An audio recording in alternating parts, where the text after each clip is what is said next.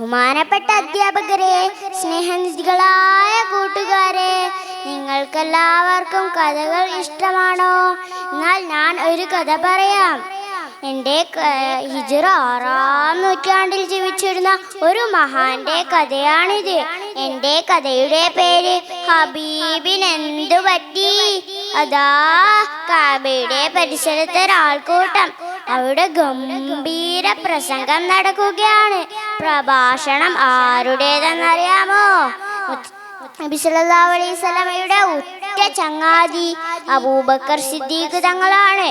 മുസ്ലിങ്ങൾ വെറും 38 പേർ മാത്രമുള്ള സമയമാണ്.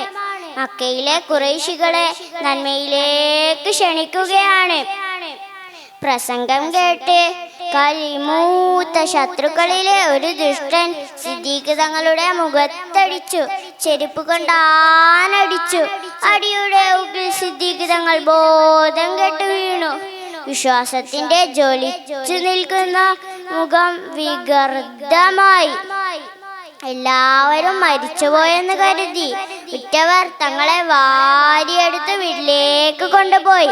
അവിടെയുള്ള ഉപ്പയും ഉമ്മയും ഉറക്കെ വിളിച്ചു നോക്കി. വിളി കേൾക്കുന്നേയില്ല. അവസാനം വൈകുന്നേരമായപ്പോൾ ബോധം തെളിഞ്ഞു വന്നു. എൻ്റെ ഹബീബെവിടെ? എൻ്റെ ഹബീബിന് എന്തു പറ്റി? നോക്കി നിൽക്കുന്ന കുടുംബക്കാർക്ക് അതത്ര രസിച്ചില്ല.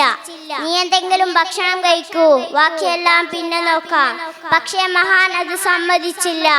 എൻ്റെ ഹബീബിനെ കാണാതെ ഞാൻ ഭക്ഷണം കഴിക്കില്ല.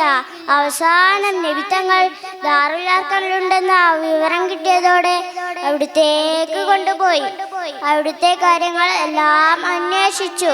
എനിക്ക് ചെറിയ മുറിവേ പറ്റിയുള്ളൂ, അങ്ങേക്ക് വല്ലതും പറ്റിയോ? അതായിരുന്നു മഹാന്റെ ചോദ്യം. നോക്കൂ കൂട്ടുകാരെ, ഹബീബിന്റെയും മെഹബൂബിന്റെയും ആ സുന്ദരമായ ജീവിതം, അതുപോലെ നമ്മുടെ ഹബീബിനെയും നമുക്ക് സ്നേഹിക്കാൻ അല്ലാഹു തൗഫീഖ് നൽകട്ടെ. ആമീൻ. അസ്സലാമു അലൈക്കും വറഹ്മത്തുള്ളാഹി വബറകാതുഹു.